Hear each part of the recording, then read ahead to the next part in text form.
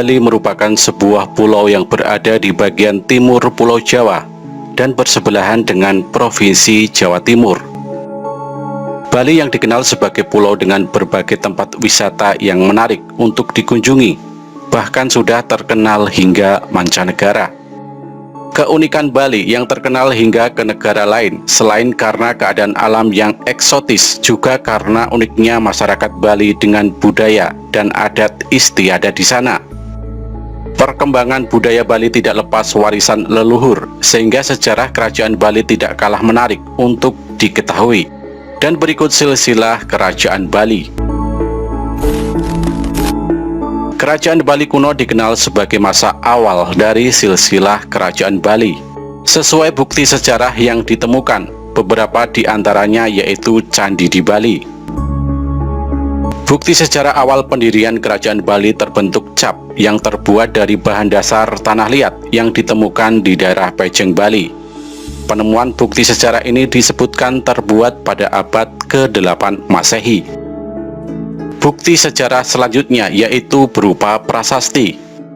Terdapat beberapa prasasti ditemukan dengan angka tahun yang berbeda. Prasasti pertama memiliki angka tahun 882 Masehi. Dalam prasasti ini disebutkan sebuah perintah untuk membuat tempat pertapaan dan pesanggerahan di daerah Bukit Kintamani. Akan tetapi dalam prasasti ini tidak memuat informasi raja yang berkuasa pada masa itu. Prasasti kedua memiliki angka tahun 911 Masehi yang berisi sebuah izin untuk mendirikan bangunan suci bagi pemujaan Batara bagi warga desa Trunyan. Kemudian prasasti yang ketiga yaitu Prasasti Blanjong yang isinya ditulis dengan bahasa Sanskerta dan campuran bahasa Bali kuno dengan huruf Pranagawikawi. Prasasti Blanjong memiliki angka tahun 914 Masehi. Selanjutnya Prasasti Blanjong disebut sebagai bukti sejarah berdirinya kerajaan Bali kuno.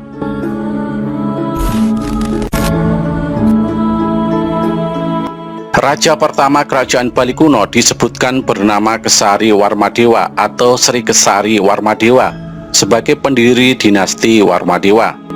Dan berikut ini urutan silsilah raja dari masa pertama pendirian. Disebut sebagai raja pertama serta pendiri dinasti Warmadewa, Sri Kesari Warmadewa disebut berasal dari Sumatera. Kemudian datang ke Bali pada sekitar akhir abad ke-9. Hal ini diakibatkan adanya persaingan dua kerajaan antara Kerajaan Mataram dan Kerajaan Sriwijaya. Selanjutnya Sri Kesari mendirikan sebuah istana di wilayah Desa Besakih yang diberi nama Singatwala atau Singamandawa. Raja Sri Kesari Warmadewa dikenal tekun beribadat dengan memuja dewa-dewa. Hal ini dibuktikan dengan adanya peninggalan yang berupa sebuah lonceng terbuat dari perunggu dan berasal dari Kamboja. Lonceng ini berfungsi sebagai pemberi isyarat pada biksu-biksu Buddha untuk dapat melakukan peribadatan di biara masing-masing secara serentak. Lonceng tersebut saat ini disimpan di desa Pejeng, Gianyar dalam Pura Penataran Sasih. Pada pemerintahan Sri Kesari Warmadewa, kondisi penduduk sangat kondusif dan makmur. Kebudayaan juga berkembang sangat pesat. Selanjutnya juga memperbesar dan memperluas Pura Penataran Besakih. Selain itu, Sri Kesari Warmadewa merupakan tokoh sejarah sebab adanya bukti dari beberapa prasasti yang telah ditinggalkan, seperti Prasasti Blanjong di Sanur, kemudian Prasasti Panempahan di Tambak Siring, dan Prasasti Malat Gede yang ketiga-tiganya ditulis pada waktu yang hampir bersamaan. Akan tetapi masa pemerintahannya tidak lama, kemudian digantikan. Penguasa kerajaan selanjutnya yaitu Ugrasena atau Sang Ratu Sri Ugrasena. Masa pemerintahannya berada di rentang waktu antara tahun 915 sampai 942. Pusat pemerintahannya berada di Singamandawa. Beberapa sumber menyebutkan bahwa masa pemerintahan Raja Ugrasena sama seperti pemerintahan Empu Sendok dari Wangsa Isyana di Jawa Timur. Pada masa pemerintahan Ugrasena membuat beberapa peninggalan berupa prasasti yang berisi tentang pembebasan pajak untuk wilayah khusus. adanya upacara keagamaan, pembangunan tempat pemujaan, dan pemberian penghargaan. Setelah wafatnya Ugrasena dicandikan dan tahta penguasa diambil alih oleh Tabanendra Warmadewa.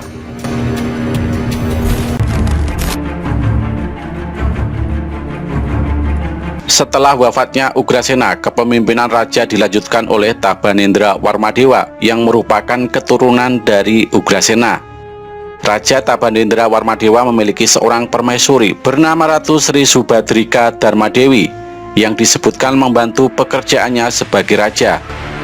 Pada masa pemerintahan Tabanendra Warmadewa juga memberi pembebasan pajak bagi desa khusus dan memberi izin kepada pendeta untuk membangun tempat pemujaan di tempat pemakaman raja sebelumnya.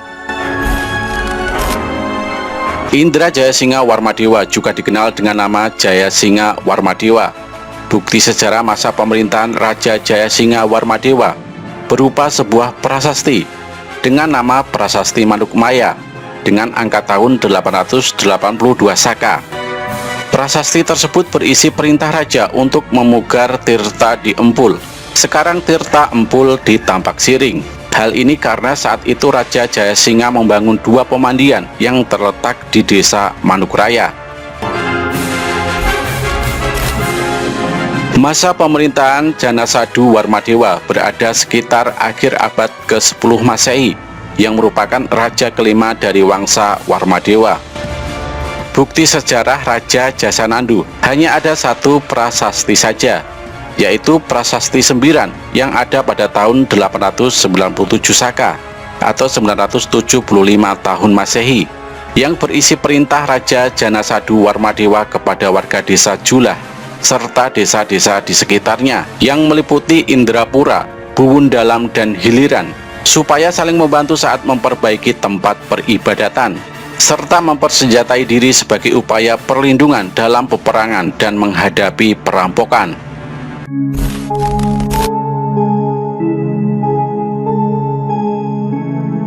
Setelah masa pemerintahan Raja Janasadu Warmadewa berakhir, kepemimpinan kerajaan digantikan oleh seorang ratu yang bernama Sriwijaya Mahadewi. Menurut seorang sejarawan Belanda yang bernama Stein Galenville, ratu berasal dari kerajaan Sriwijaya. Akan tetapi pendapat tersebut bertentangan dengan Damais yang berpendapat bahwa Ratu Sriwijaya Mahadewi merupakan putri dari Empu Sendok yang berasal dari kerajaan di Jawa Timur. Penyebab adanya pendapat tersebut yaitu berdasarkan atas nama-nama jabatan dalam prasasti Ratu Wijaya sendiri yang saat itu sudah lazim disebut dalam prasasti di Jawa. Setelah pemerintahan Ratu Wijaya, kemudian dilanjutkan oleh pemerintahan Udayana. Saat menjadi pemimpin kerajaan, raja dibantu oleh permaisurinya yang bernama Mahendradatta. Mahendradatta memiliki gelar Sang Ratu Luhur Sri Gunapriya Dharmapatni dalam kerajaan Bali, yaitu merupakan anak Raja Makutawangsa Wardana yang berasal dari Jawa Timur. Sebelum naik tahta, Raja Udayana diperkirakan berada di Jawa Timur, sebab namanya ada dalam isi prasasti Jalatunda.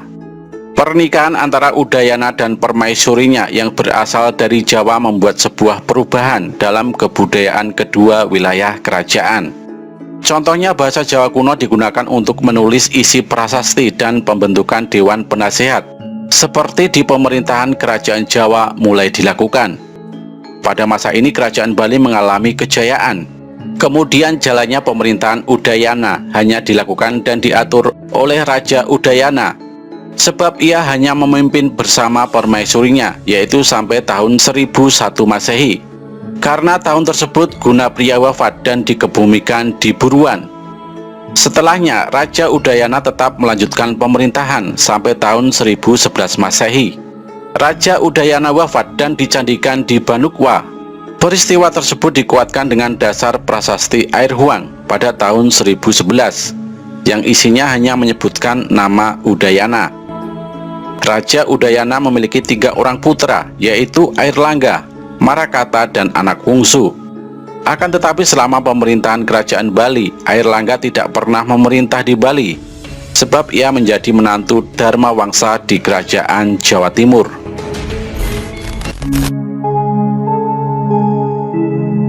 Marakata merupakan anak dari Raja Udayana yang memiliki gelar Dharma Wangsa Wardana Marakata Pangkasjatana Utunggadewa. Masa pemerintahan Marakata memerintah berada pada rentang tahun 1011 hingga 1022. Hal ini disebutkan sama dengan pemerintahan Airlangga di Jawa. Terdapat pendapat dari ahli sejarah Atterheim bahwa Marakata sebenarnya adalah Airlangga. Hal ini didasarkan pada kesamaan nama, cara memimpin dan kepribadian. Pada masa memimpin kerajaan Marakata disegani dan ditaati oleh rakyatnya. Hal ini disebabkan karena Marakata sangat memperhatikan rakyatnya dan selalu melindungi. Selain itu, di masa pemerintahannya, Marakata membangun presada atau candi di Gunung Kawi di daerah Tampak Siring. Setelah masa pemerintahan Marakata berakhir, kepemimpinan kerajaan Bali dilanjutkan oleh anak Wungsu yang memiliki gelar Paduka Haji Anak Wungsu Nirakali Batari Lumah I Burwan Batara Lumah I Banuweka. Pada masa pemerintahan anak Wungsu banyak meninggalkan bukti sejarah berupa prasasti yang jumlahnya lebih dari 28 prasasti dan tersebar di beberapa wilayah Bali, yaitu Bali Utara, Bali Tengah, dan Bali Selatan. Lama masa pemerintahan anak Wungsu adalah 28 tahun yang dimulai dari tahun 1049 sampai tahun 1077. Saat itu anak Wungsu dianggap sebagai penjelmaan Dewa Wisnu. Kehidupan keluarga anak Wungsu disebutkan bahwa tidak memiliki anak dan wafat pada tahun 1077. Kemudian dimakamkan di Gunung Kawi.